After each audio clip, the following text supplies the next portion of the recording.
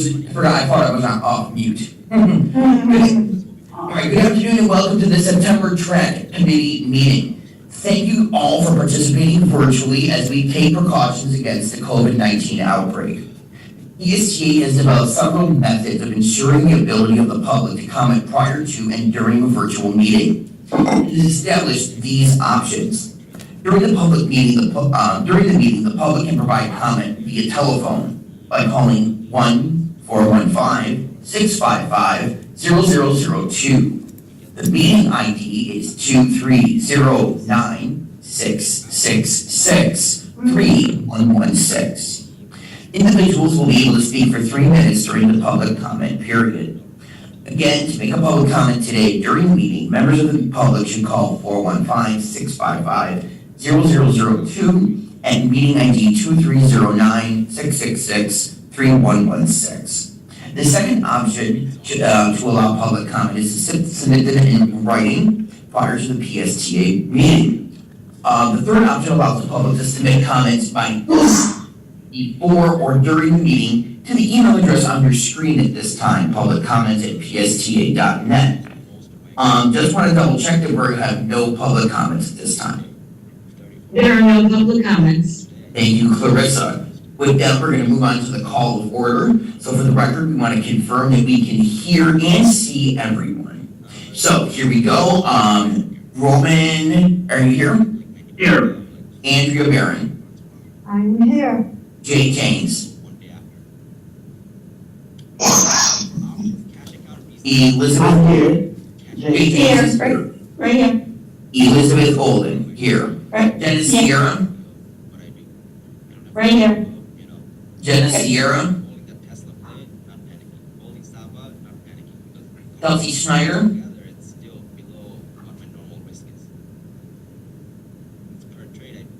Okay, she's here. She just couldn't unmute herself. Thank you.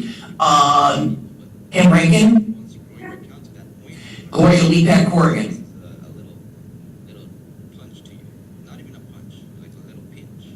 Here. Where's Gloria? I said here. Oh, okay, got it. Ed Klum. I saw Ed earlier. He must be having technical difficulties, so I'm not going to mark him absent. He was here. Okay. Hopefully he can come back. Gary Dunphy. I'm here. And Sebastian Zamaro. Here. Mark Boyce. No? Okay. All right.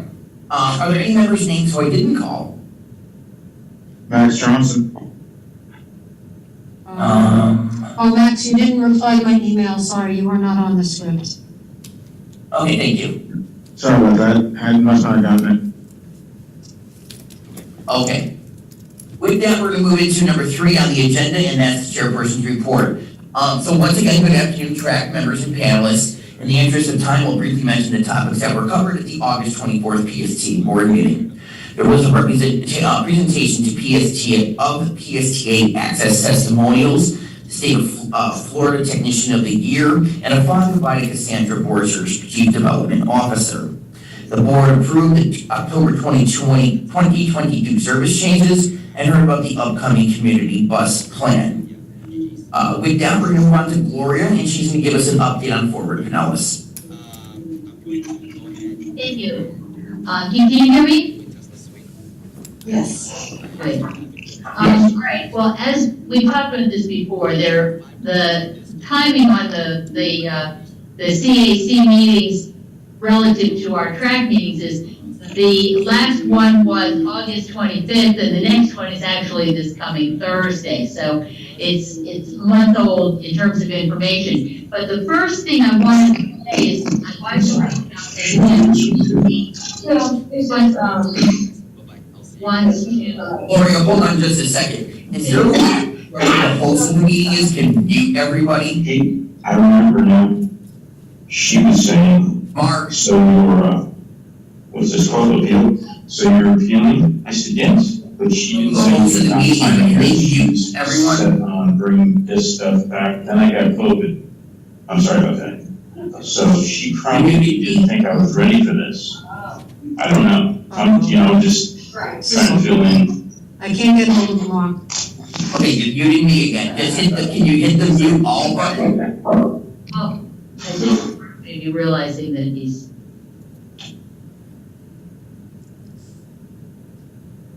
Better, thank you. Gloria, I'm sorry to interrupt you, but please proceed. no, that's quite okay.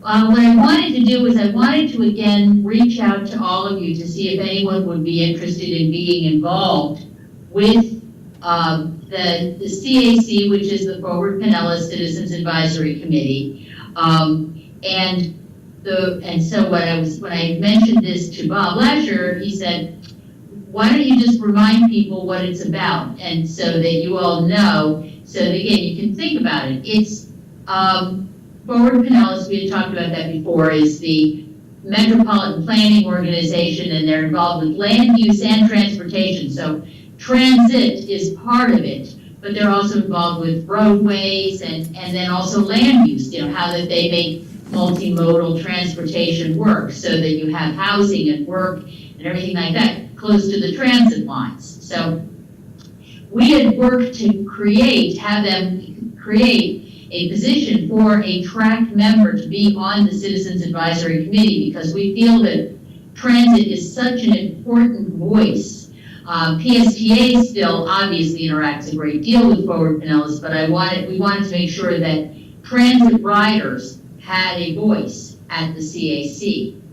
And several of us have served on the CAC. Duncan Kovar is still on the CAC, but not as a TRAC member any longer, but he was on there as well. And I can't remember the fellow's name, John, I think that used to be on TRAC as well, who was on the CAC. As it is, I'm currently on 3 different committees for Forward Pinellas. Besides the CAC, I'm also on the Bicycle Pedestrian Committee, because again, bicycles and pedestrians, that's us. And again, our voices matter there. And also then there is the local coordinating board, which deals with transportation disadvantaged, which is, again, very important for all of us. So think about, if you would like to be engaged with something like this. The one catch with the CAC is that it's a once-a-month meeting that is on a Thursday evening from 7 to 9 p.m., which is my biggest reason for not wanting to continue with that committee, because it's an evening meeting, makes it a little hard. If you find anything interesting about that, let Mary Ann know, and she can get you the paperwork and so forth. We'd love to see more TRAC members involved with any of the Forward Pinellas committees, but obviously the CAC, we have a specific spot at the table. There is a TRAC representative that is a member of the CAC. So I sent an application back in months ago and never heard from them. Really? They said they never received it. I don't know how to respond to it. I sent it when Mary Ann emailed me the application, I sent it in. Yeah, That was 2 months ago. Maria said she did not receive that, so I can double check with Maria as well. And then the other thing is, in order to be on the CAC, you have to actually attend one meeting first before you can be approved into it. And there, like I said, there is a meeting on Thursday night. The problem this coming Thursday is that they're not actually having it at the Forward Pinellas offices, because there's some kind of construction type problem there, and they're actually having it at a remote location. If you wanted to go on Thursday, we can get the information to you for you to attend, and I can recontact Maria Kelly and see why she, she may have to have it. Did you keep a copy of it, Sebastian? I don't think so. Maybe they didn't feel I was qualified. I don't have any idea. No, she didn't receive it. She told me, because I asked her several times, and she told me she'd never received it. Let me go back to the email and resend it. Okay, that sounds great, thank you. Okay. All right, but again, anyone else who is interested, I'm sure there are plenty of openings for different positions within CAC as well.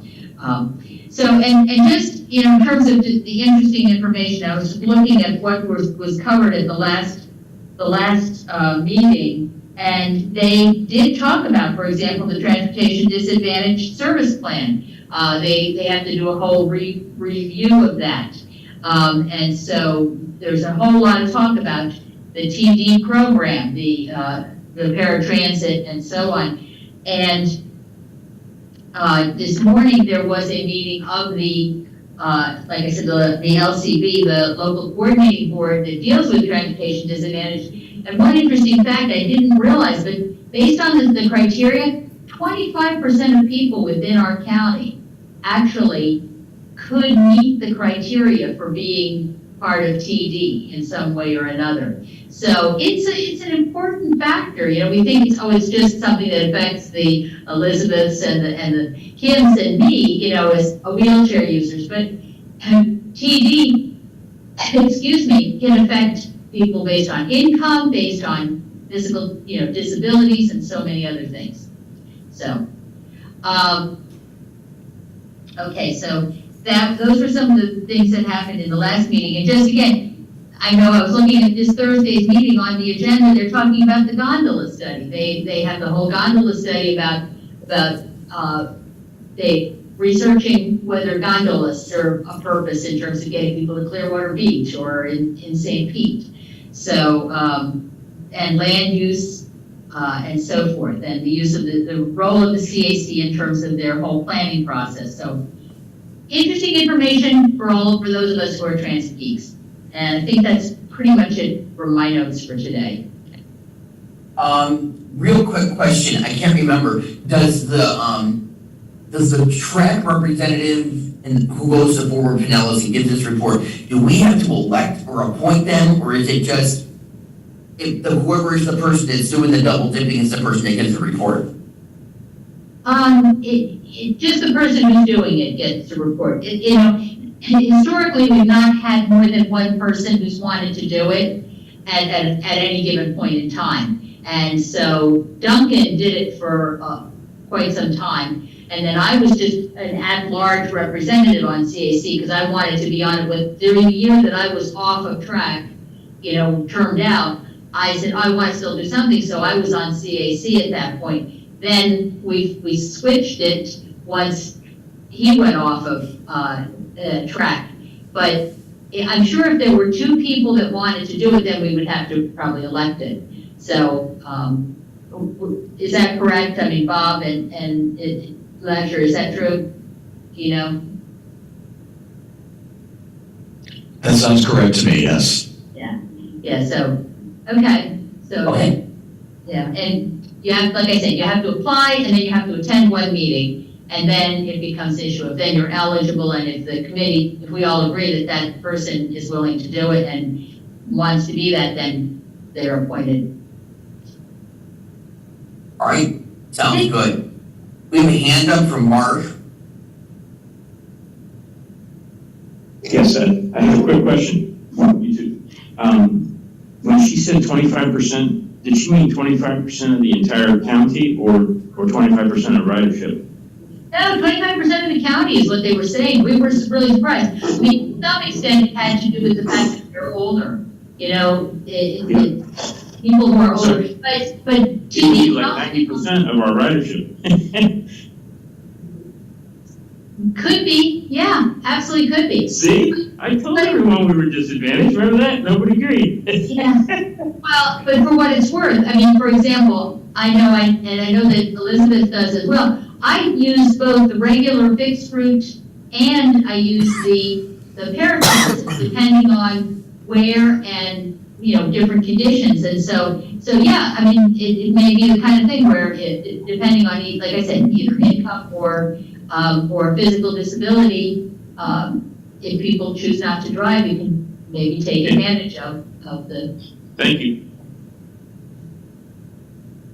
Okay. Does anybody else have any questions or comments in regards to Forward Pinellas? Okay, so with that, we've already done our reports. We're now going to move into our first of three information items.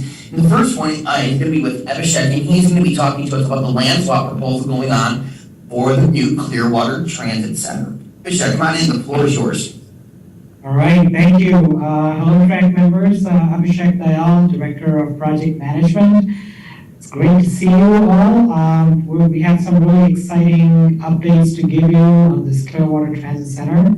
If you all recall, many of you were participated in an event at the Park Street Terminal, and you all advocated to the federal government for some additional funding so we could build a green, sustainable, new multimodal facility in downtown Clearwater. Well, guess what?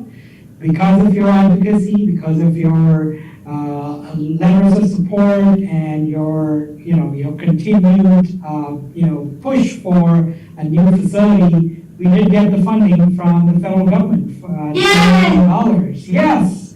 So we're super excited and super thankful for your support, and really now the work begins for us. And this is an action item that we're actually going to take to the board this month. One of the first things that we had to do was work out an agreement with the city of Clearwater to get the land where this facility, this brand new facility is going to get built.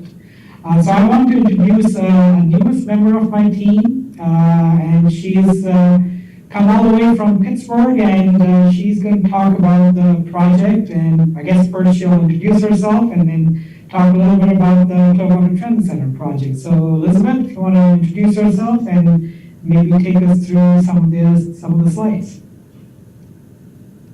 Sure. Good afternoon. My name is Elizabeth Moskak-Fazio. I've been with PSDA about 5 months, and I am working in the PMO office, which I am the project lead on the Clearwater Intermodal Transit Center that we just received the funding for. And I understand, as Abhishek has said, you all have helped us obtain this funding, and I wanted to say thank you. It's greatly appreciated.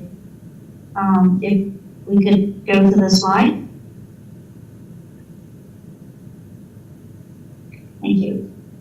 Okay, basically what we're talking about here is the land swap agreement, which is the land that we are receiving is going to be in the green, which is outlined in yellow, and that is owned by the city of Clearwater. And we are giving the city of Clearwater the blue, which is our Park Street Terminal, in exchange for this new land, which basically is twice the size of the current Park Street Terminal.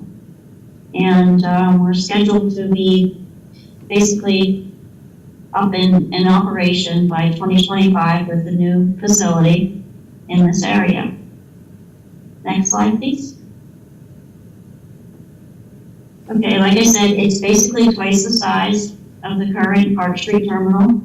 It's going to include 16 bays, in which we're going to have 2 bays designated for 60-foot buses, so we can start working into the BRT and some other routes, like going to the airport and such. And then we're going to have 2 bays that are actually going to be for electric charging of the buses as they are in the lay-by. So they'll be able to charge.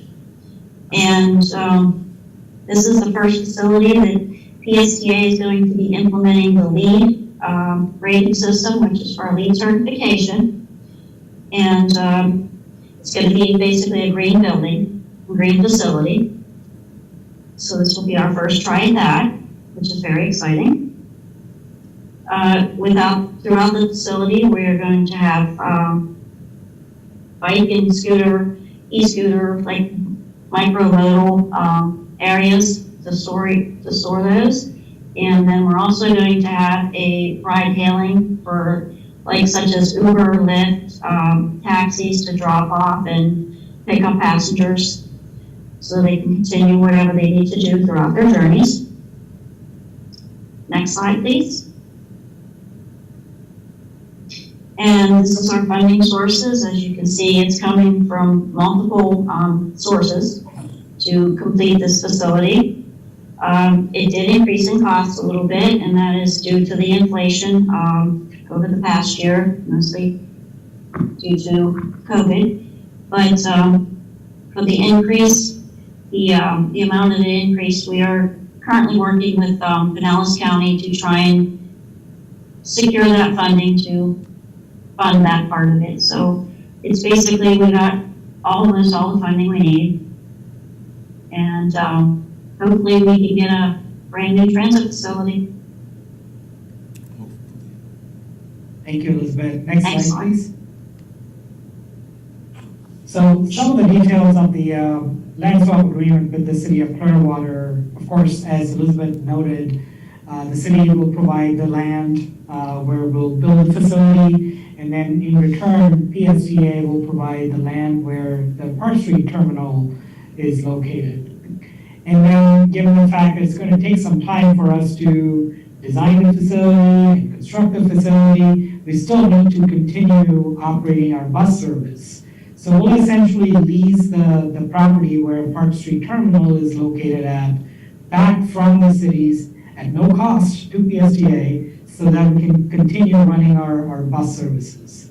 And until the time we actually build this brand new facility. And that's when we will move over all our bus operations to the new facility. And then the other thing also is this agreement is contingent on us securing all the funding for the project. As Elizabeth mentioned, the costs did go up. No surprises there because of inflation. A lot of costs are going up everywhere. And this project costs are going up too. So we are working with the county to secure some additional funding so that we can make up for the additional cost and get the funding that way. So assuming we get all that, that's part of the agreement that we have with the city of Clearwater. Next slide. So here are some next steps. So we're going to the board next week with this agreement. And then similarly, City of Clearwater will take action on October 6th. We will also have a celebration for the two parties, two agencies in approving those agreements on October 7th, and I'll talk a little bit more about that. And then, as I noted, we're working with the county to obtain some additional funding to fill the gap in funding. So that would take place on October 25th. The next day, on October 26th, PSTA board will take action to approve that same funding agreement with the county. And then we'll start the design in November, and as Elizabeth mentioned, the project will be completed by 2025. Next slide. So, to celebrate the two parties in agreeing the land exchange agreement, we are going to have an event at the Court Memorial site, and we would love to have the whole TRAC committee come to this event to really celebrate not only the land exchange agreement between the two parties, but really the raise grant also that I know all of you worked so hard on getting this funding. So here are the details for the event. I'm sure Bob or Marianne can send the information by email as well, so you don't have to, just take a photo of this slide. But yeah, we're super excited about this project. We've got some new momentum, and definitely looking forward to taking this to the next phase. With that, I think Elizabeth and I are both happy to take any questions. All right, do we have any questions?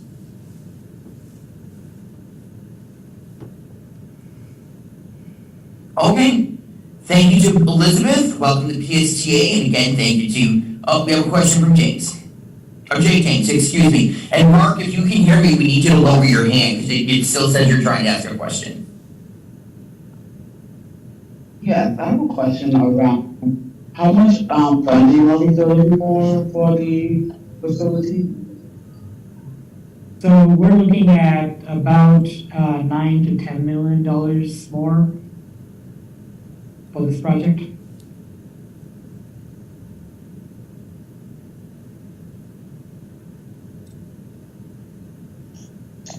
Okay. Any other questions?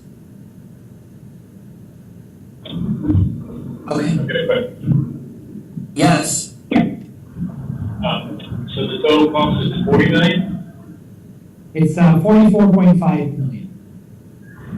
Okay, thank you. You're welcome. Okay, and Jay, do you have another question? If you can just lower your hand then, because I don't know, the host is not here. Okay, with that, we're gonna move on to the next information item, and that's gonna be Debbie Leas. And she's gonna be talking to us about the fiscal, the next budget that's coming up. And I'm very happy to see that Debbie's here. We had a long night as Buffalo Bills fans. And it was a very good night for Very good night. Monday Night Football. But thank you for the introduction, Mark. And today I have with me Kevin Lay, who's our budget analyst. And he is under the direction of our highly motivated procurement director, who is also our highly motivated budget or financial planning and analysis director.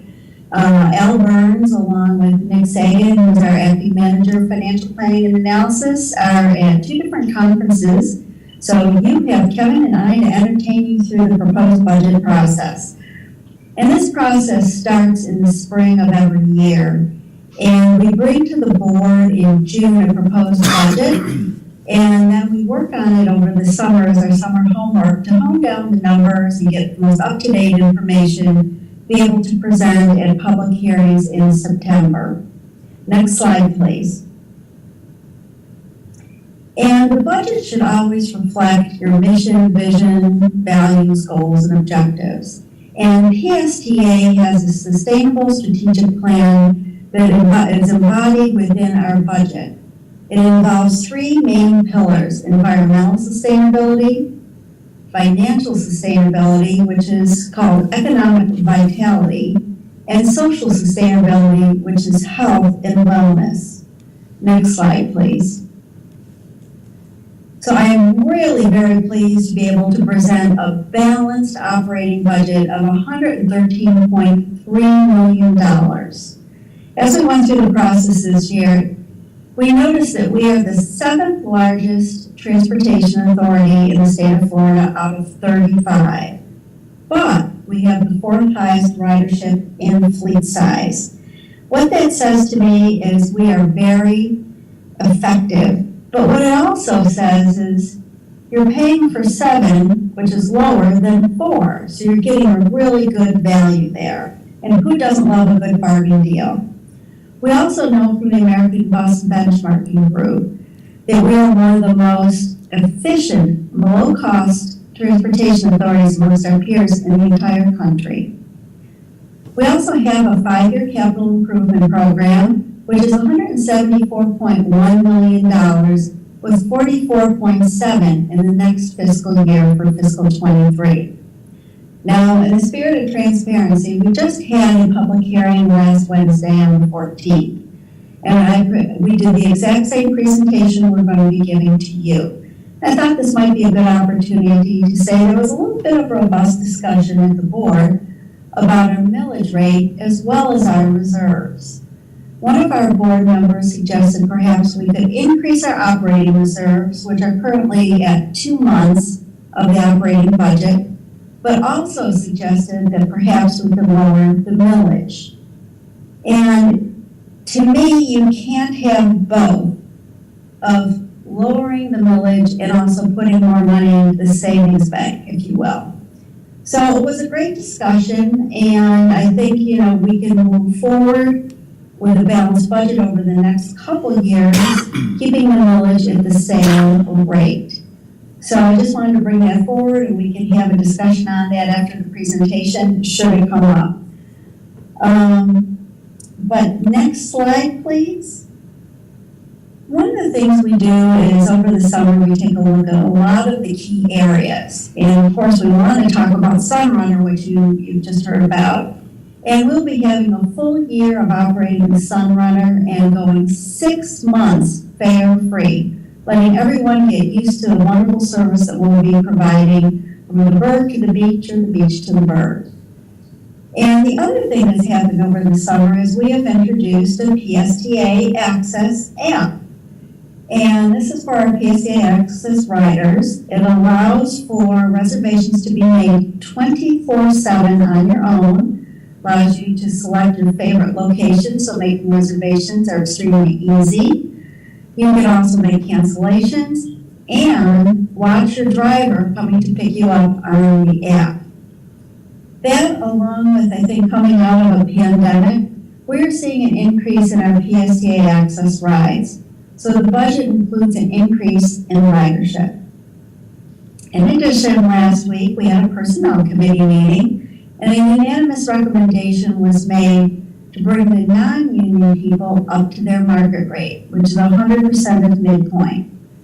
And also have a 2% merit increase based on performance. Back in February, the board had voted to increase the union rates that were currently in the contract. This brought our bus operators to be the highest paid operators in the state of Florida. The budget reflects this new revision to the contract for the year 2. Now, we've got a lot of new other improvements that you'll be hearing about from Kevin and myself in both the operating and capital side. Next slide.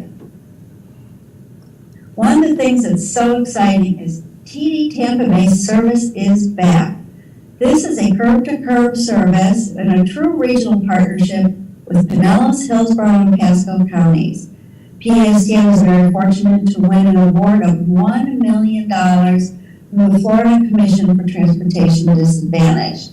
So we're very, very excited about that. And what I'm going to do, I think, is turn over the next slide to Kevin. Thank you, Debbie. So good afternoon, everyone, and members of the committee. My name is Kevin Lai, budget analyst with financial planning and analysis, and I'm happy to bring you all some good news about our budget this afternoon.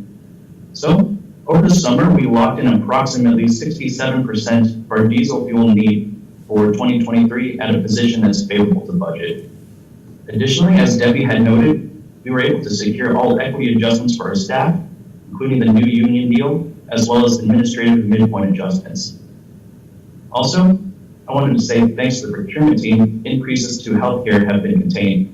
Escalations incurred at only 4.5%, which is significantly lower than state and national averages. And on that note, I'll hand it back to Debbie for the next slide. Thank you, Kevin. Very exciting, as you just heard from Abhishek and Liz or Elizabeth. We are out with that old Park Street terminal and in with the new Clearwater Multimodal Transit Center. Very, very exciting. Next slide. As you heard, our costs are $44.5 million. This is up from when we initially put in for the grant application for the RAISE grant. And RAISE stands for Rebuilding American Infrastructure with Sustainability and Equity.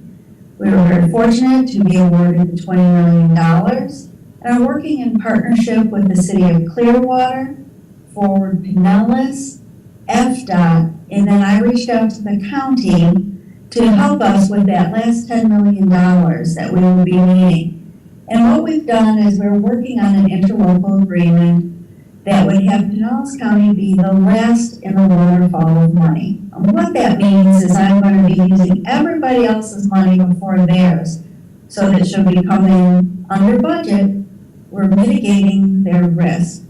And that is scheduled to go to the Pinellas County Commission on the 25th of October and then to our board the next day. So I'm going to turn it back over to Kevin with some interesting insights. Thank you, Debbie. Next slide, slide, please. So, more electric buses and funding. At this time, we now have 36 of the 60 electric buses on order using the $18.4 million in the discretionary grant award. There's also been news of an additional $18 million to be received from the Volkswagen settlement funds.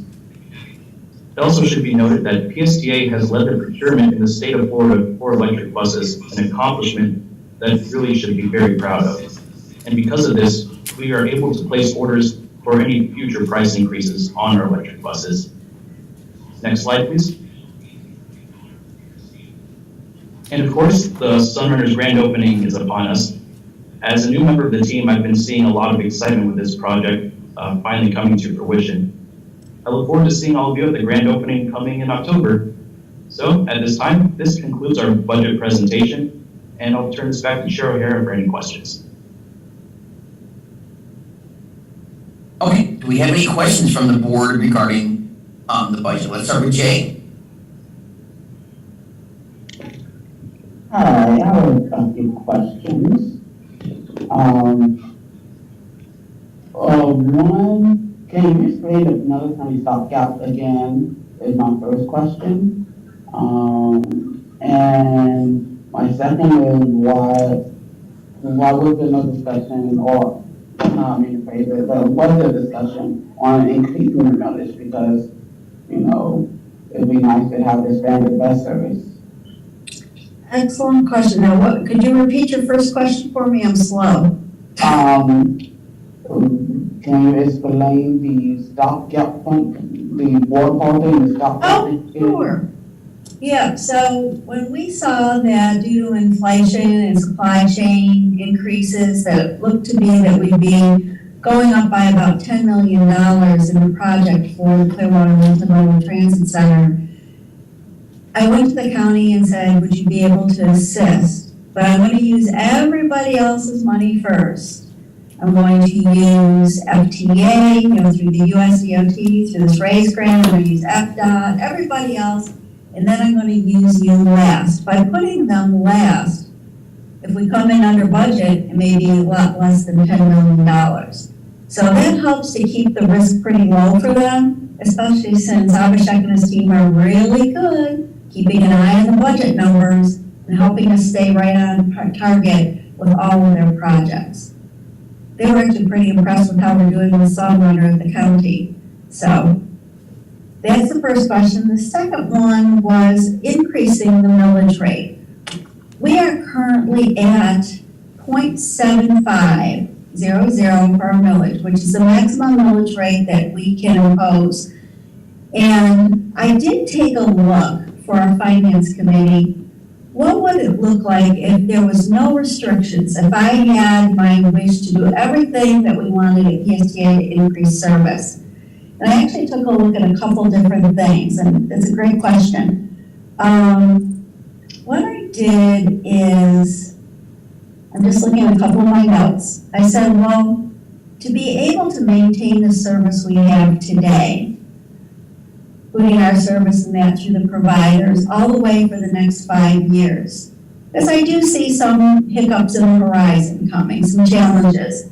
I would be charging, remember we're at 0.75, it would be increasing it to 0.845. What if I said I no longer wanted to charge some of our funding partners that help pay for the service? That would increase it a little bit more. What if I wanted to do, Jay, just what you're saying, increase the amount of service we have, the span of service? I would have to probably double the millage rate that we have today. So what does that tell me? It tells me I need to start seeking some additional funding partners for the future, because it's very important to have really good public transportation, which I think we have, but I think it could also be a lot better. There's never too much public transportation, ever. But I think that by you just saying that, it kind of linked up because, we always have that meeting at the beginning of the calendar year, and it's like the list of goals for the board. And the first 4 things up there, longer service, more hours, more routes on this street. It's nice for us to hear, and we have to keep it in the forefront of our mind, that in order to do that, Debbie's gotta have money. And we can't do that without increasing the millage rate to the maximum that the state or the county will allow it. So I think that as board members, if we really want to see expanded service, continuation of the current level of service, then we have to endorse a maxing out of the millage rate, because we know that it's the best thing for the board, and the best thing for the organization, and it's probably the best thing for trying to get more funds in the future. Yeah, and sadly, Mark, we are at our maximum millage that we can without going out for referendum or with seeking other funding partners. Yep, and one of our board members brought up at the last meeting, and again, we're part of this American Bus Benchmarking Group that tells us quite a bit of data. And we are one of the lowest funded organizations in the country. We are at 99 out of 100, and I think 100 is the lowest is Heart Across the Bay. So we've done a lot, at least here, I can speak to us, to cut costs, to try to have some what I'll call financial diversity. My team here loves to call it, what I call it, OPM, other people's money, that we can find and use to help us out. And that's what we're probably going to need even more of is other people's money. One of the things that I think is important to note is I leverage everything that I possibly can for PSTA. So if I have a little bit of money, of our money that comes in, I can leverage that into additional federal dollars or additional state dollars.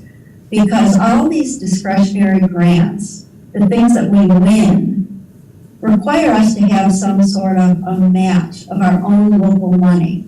So we've been able to get a lot of different grants for the Sunrunner, a lot of our operating grants, Bus on Shoulders, all these different projects you see are because I can invest a little here and get a lot back. Are there any other questions? You can tell I love talking about the budget. And when you said, well, in your other conversation, you said, well, we'd have to raise the millage rate to 0.84 and then raise it to this, so that's where you can just keep going and keep pushing it. I'm like, okay. But yeah, no, I think we gotta keep it right where it is and somehow find a way to keep going. Yeah, if I were That'll be our next fight. Yeah, if I were a municipality, I could do all those what ifs, but I'm not. Yeah. Okay, thank you so much, Debbie. That was a great presentation. Last information item on the agenda today, we're going to be going to Juan, and he's going to be telling us about the Sunrunner outreach plan for when the service begins next month. Hi, everyone.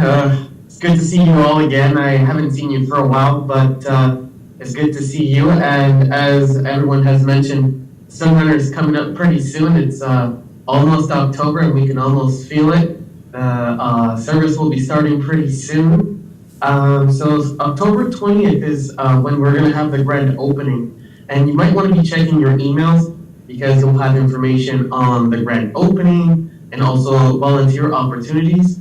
The grand opening will be held at pretty much over at the Dolphin Beach Resort. So make sure you make in your reservations before October 1st if you want to attend and join us for the celebration. It's been a lot of hard work. It's been a lot of presentations. It's been a lot of meetings. It's just been a lot. And so we just want to have some time to celebrate with you all and pretty much enjoy everything that we've done and accomplished. And that's the Thursday, October 20th. And after that, we get to see the wheels on the bus go round and round, starting October 21st. And we have plenty of volunteer opportunities, whether you want to be at a station or whether you want to hang out with me or Bob. It's all up to you, whether you want to just ride the bus and enjoy the service on your own. Check out your emails. Let us know if you have any questions. Email me or Bob or Marianne. But we're very happy that this is finally happening and you get to enjoy the service, whether you're helping us out or you're celebrating with us. So if you have any questions, don't... Yes, I do. Oh, yeah? Go ahead.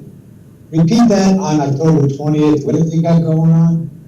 It's a celebration over at the Dolphin Beach Resort, and we want to make sure you make a reservation for that before October 1st. That's over in St. Pete Beach. Okay, I'm close to that. So how do I make a reservation? It's actually an RSVP. You should have gotten an invite from our marketing department. And at the bottom of that invite, they've asked you to RSVP. So If you go back, take a look at it, scroll down, and I will try to resend that again, or ask them to resend it. But they're asking you to RSVP, that's the reservation. Okay, and how do we sign up for the October 21st Sunrunner? You should have gotten the sign-up links yesterday in the email. I sent them out.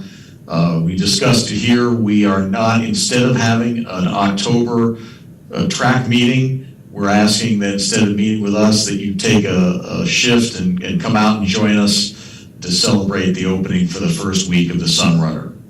Okay, it's convenient for me, so I'll sign up for it. Thank you. Hey, Bob, I just wanted to add, some TRAC members aren't getting emails. Please check your junk folder. The marketing email might be in junk. Thanks.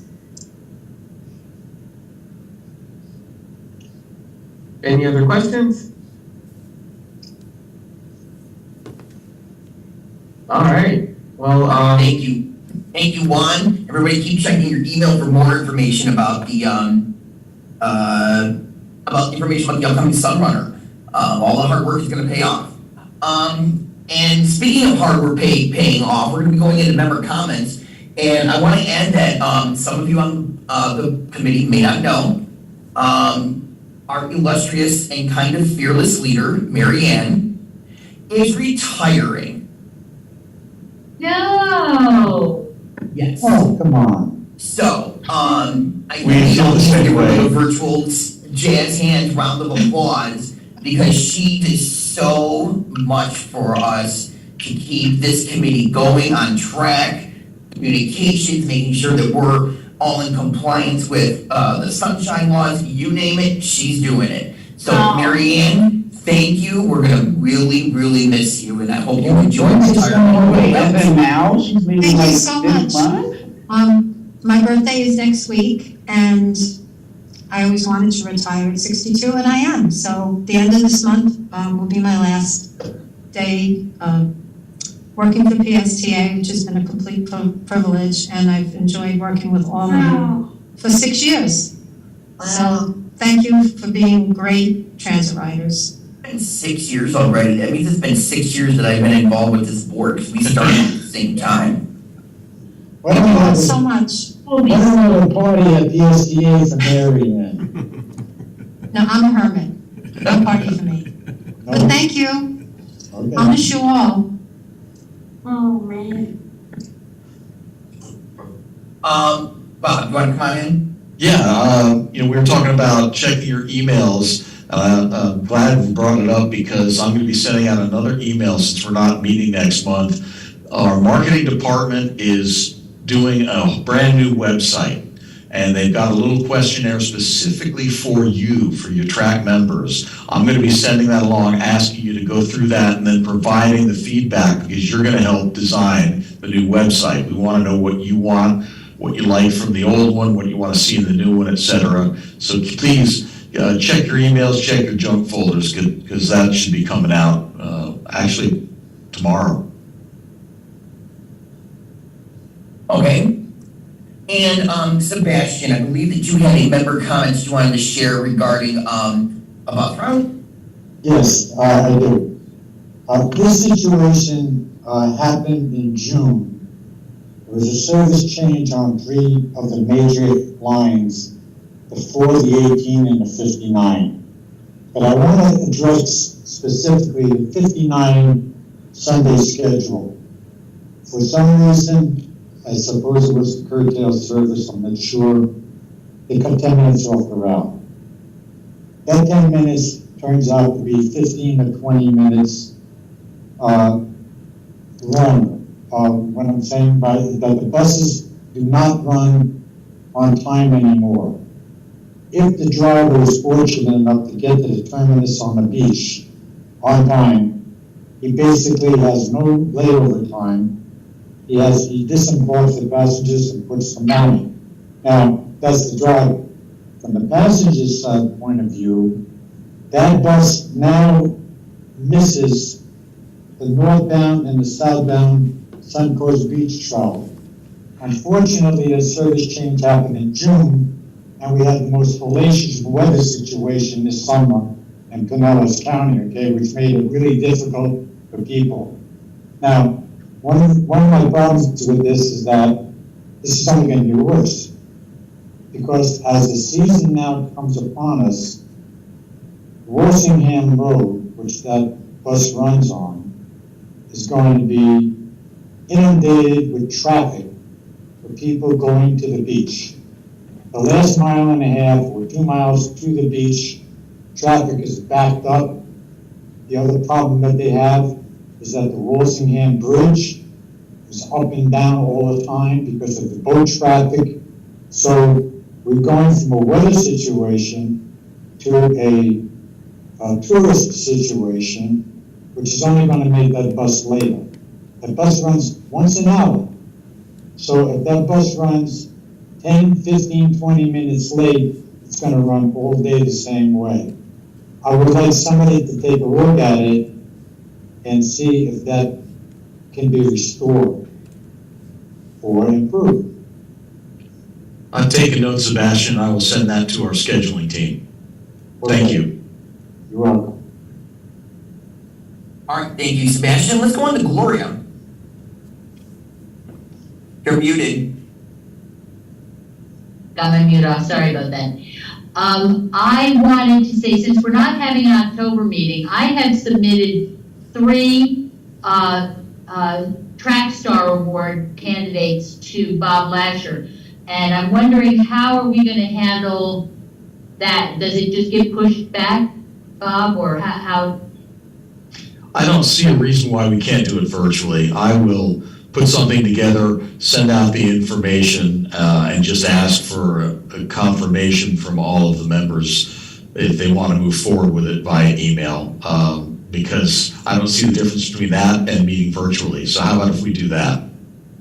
That sounds fine with me, as long as it's within, and just a real quick comment to everybody on the committee, like, these are, one is a very small one is a big one. I mean, that was the one that was fascinating to me, was that the VA changed their Pinellas County, North County Community Center to an old Toys R Us location. And when they did that, they made a wonderful access to the sidewalk. PSTA moved the transit stop there. And every single time I take the 19 southbound, 2 or 3 people are getting off at that stop now.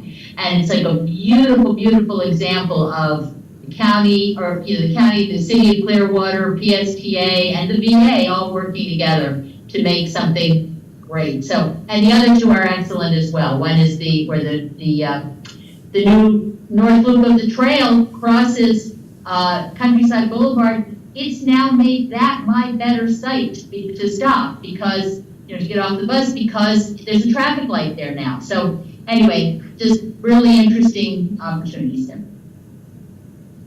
All right, thank you, Gloria. Jay, come on in, you're next. Yes, I am, excuse me, commenting on the issue I've noticed with tracking bus 9. As you know, bus 9 does a double loop downtown, both inbound and outbound, so it can get confusing. Or I've noticed on both the PSTA website and on the transit app, it's been conflating which bus is which. And then in some cases just saying the bus isn't there when it is there. For instance, this happened to me twice last week. And it caused me to miss one of my buses, and then luckily someone said, just look at the schedule and see when it's supposed to come, and I just waited, and boom, the bus came, even though both the PSTA website and the transit app said that there was no bus coming. So I don't know if it's because of they're both doing the same loop down there, it's confusing the tracking system, but it's been issues, and it hasn't only affected me. I'll talk to other folks about it. What route was that? Route 9. Route 9. Yeah, so the downtown, both in going to and from Grand Central, they both do the loop around downtown. And so, they go on NLK down to First, then down to First, then on the 5th Avenue North, and they both do it. So if you're not going to be on the wrong one, but also it's been causing, I guess it's causing the app and the website to identify each one, and then to sometimes it's completely. And then, actually with it not even recognizing the bus, that even extended all the way up, MLK, causing people, like I was waiting for the bus and someone was going to leave because they thought it said, oh, the bus will be here in 33 minutes when it was coming in 2 minutes because it wasn't on, it just disappeared. You could see it and it disappeared, like 20 minutes beforehand. So this happened multiple occasions on Route 9. All right, I'll send that to our real-time bus gurus. Yeah, branching off of what Jay was saying, the Route 9, like, I've always wanted to bring it up at a meeting, and I never did, but now I will because somebody else did. It comes down Dr. King Street, and when it gets to First Avenue or Fifth Avenue, instead of turning toward Grand Central, it does a loop around downtown, goes to Grand Central, leaves Grand Central, does another loop around downtown, and then goes north. It's very redundant. It could probably just, come down and just go straight to Grand Central. Yeah. Is there any other questions or member comments? Anything else for the good of the order? Besides saying goodbye to Mary Ann. Andrea, come on in, please. Hi, my question is, after the first year or so of use of the Sunrunner, are you going to see which stations are busiest, or if there are any requests for additional stations? I was checking the Central Ave trolley to work the last few weeks. I was working at the beach, and a lot of working people may end up using Sunrunner, and I was just curious if there was going to be a shift at any point in which stations. I know you've got serious construction to do with that, but I didn't know if that was ever going to be thought out a little bit more. Yeah, great question, Andrea. I think we will definitely keep an eye out for ridership statistics at every station to see where the demand is. I know in some places we had even talked about putting bigger shelters as opposed to the smaller ones that are there currently based on the demand. And that's something that we'll likely continue to keep an eye out. Constructing the new stations, that is a longer endeavor. So that's something that might be more of a long-term lookout than essentially adding amenities based on the ridership statistics after first couple of months of Sunrunner use. Thank you. You're welcome. Okay. All right, last call for the September meeting. Have any comment? Okay, and just a reminder that as it was announced, our October meeting will be shelved. Instead, we would ask you to volunteer your time on the Sunrunner. We hope to see you at the Sunrunner Grand Opening on the 20th. I will be there. I will be at the Dolphin as well, so I hope to see all of you there. And with that, the meeting is over. Thanks, everyone. Take care. Bye. Thank you. Thanks, bye. Bye, everyone.